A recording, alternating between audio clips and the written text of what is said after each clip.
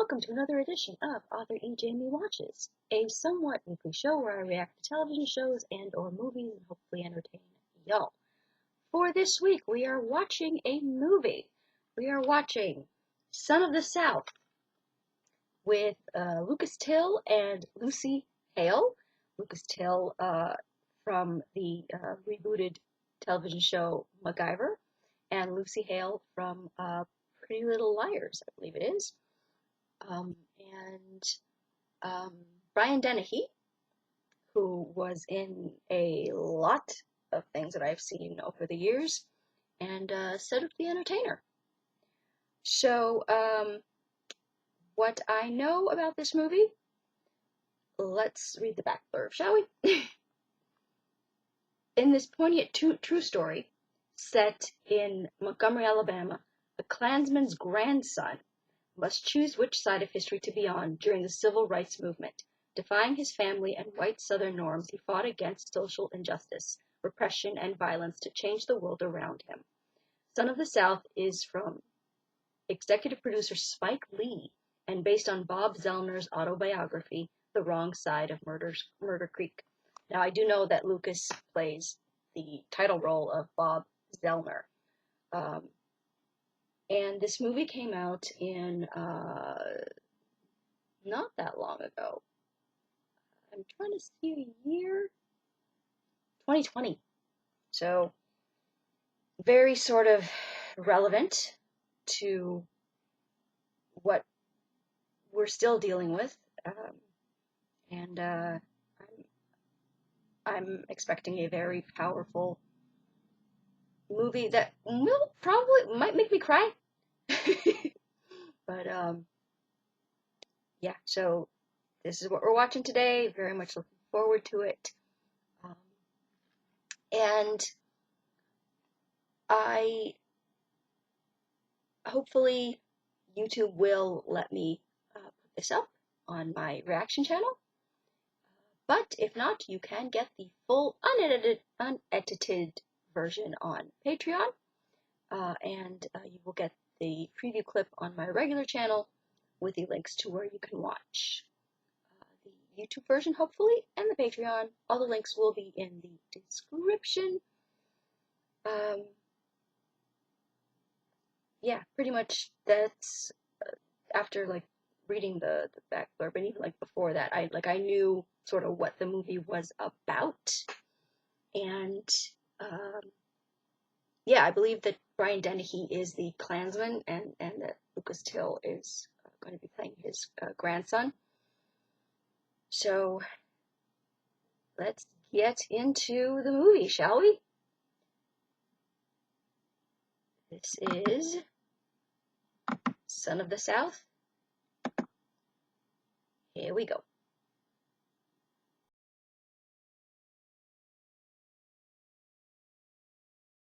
Yeah, that was a wonderful movie. It didn't make me sort of cry as much as I thought it would, though I did get a little teared up a few times. But yeah, I didn't get my hope that Carol Ann would come around. Unfortunately, she didn't. But it's like I can't blame her, because I think she's like most of us. She just wants to keep her head down, live her life, and you're afraid to rock the boat because, like, look at he was arrested like 17 times. He was beaten up. He was almost lynched. Like, that's horrific and that's terrifying. And some people have the courage to face that, but most of us don't. So I can't really blame her for that. But I wonder if, like, I didn't see it in like the ending stuff, but like did he end up together with Joanne? Like did they stay together? Because the actress who played her, I don't know who that was, but wow, she was beautiful. And I don't know if I've seen her in like other things, but that was a really good movie.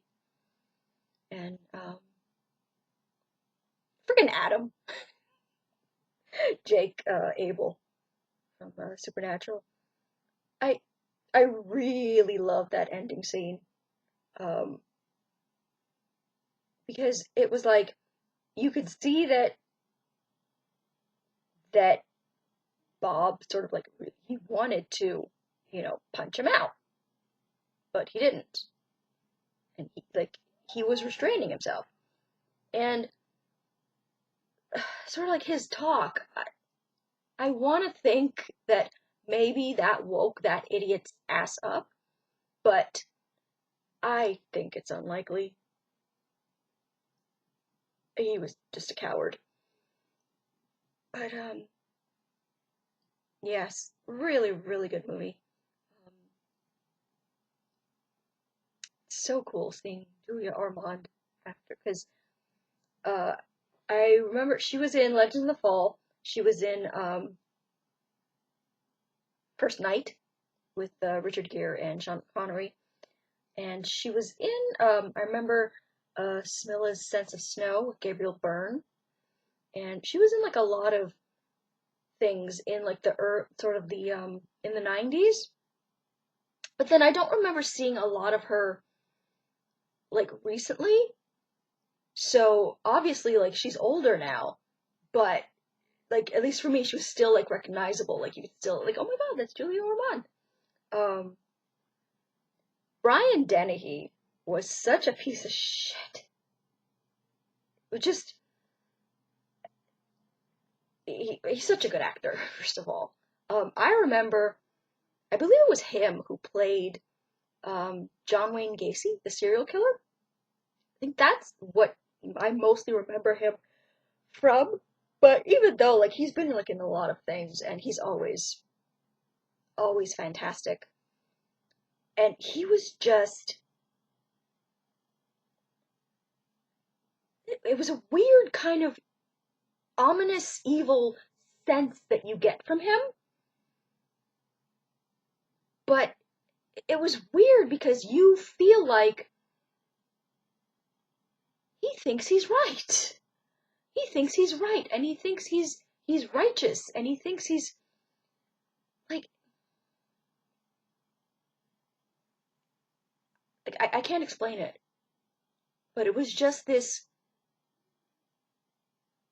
a righteous sort of evil.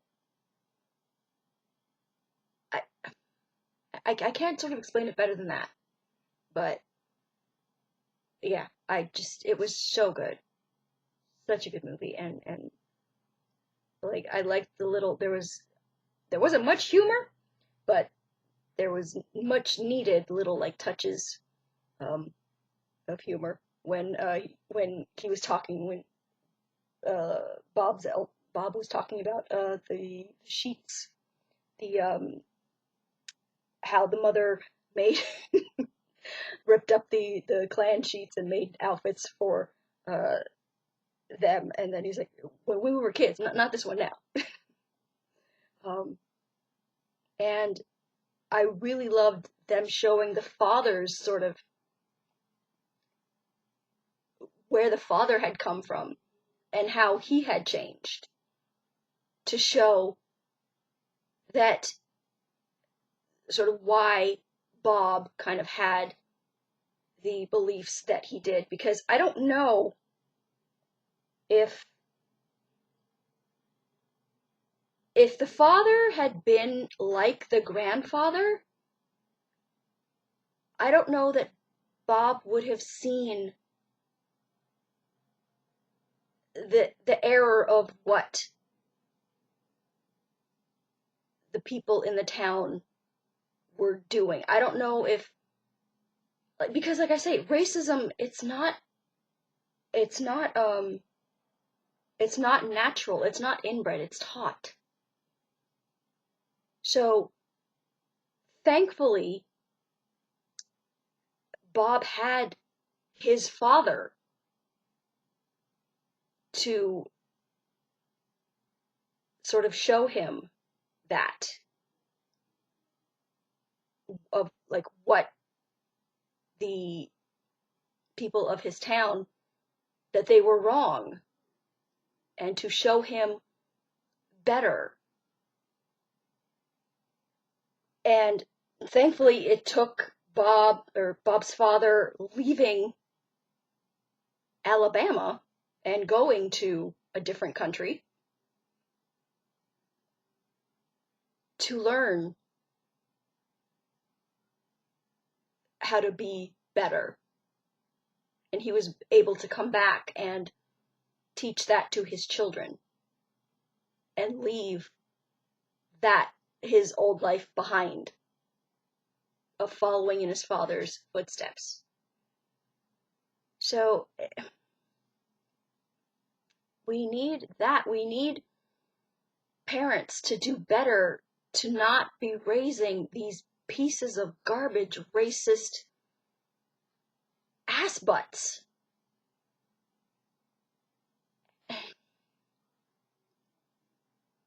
But we need to be doing better. We need to be doing better today, in 2023. And there are people who want to keep us back there in that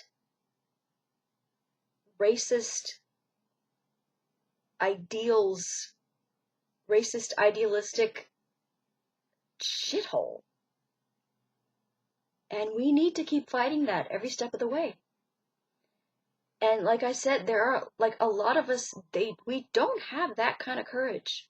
But there are, like, little things we can do. We can speak out when somebody is saying something that's just plain wrong and racist, and we can speak out and we can fight with our governments and to make them change their laws and make them change police attitudes. And like, we can do things for those of us who don't have sort of the courage to face the more violent side of that fight. There are things that we still can do. We can still speak up. Because I completely understand those who are afraid to go to protest in their small, like, little racist town where you can be still beat up and or lynched. Lynchings are still happening. So I can understand people who are too afraid to face that, but there are little things we can do. As much of a cesspool as social media can be sometimes, I'm grateful for it because there are ways to fight against these racist sort of ideals and stuff with it. You can email Congress, you can, tweet to, like, MPs, you can do all these, like, non-violent, non-scary things and still fight. So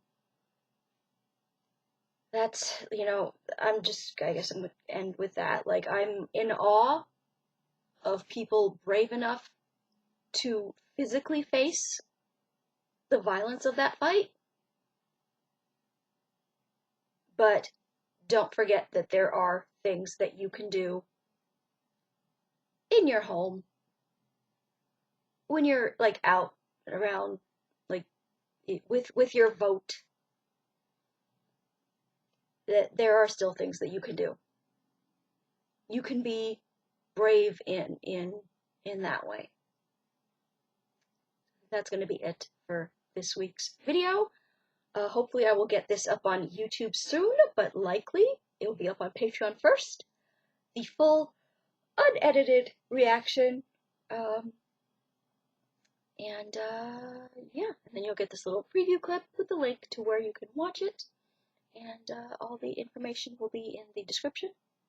So follow me on Twitter at twitter.com/author Ejamie. like my Facebook page at facebook.com/authorejamie, and I will talk to you guys